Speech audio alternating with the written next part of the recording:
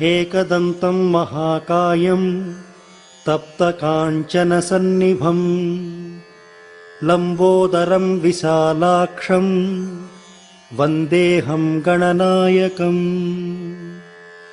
मौञ्जीकृष्णाजिनधरं नागयज्ञोपवीतिनं बालेन्दुशकलं मौळौ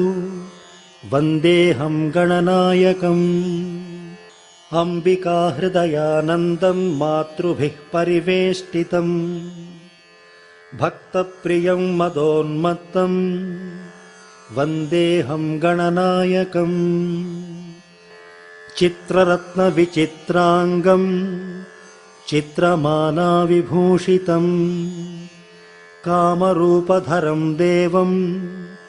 वन्देऽहं गणनायकम् गजवक्त्रं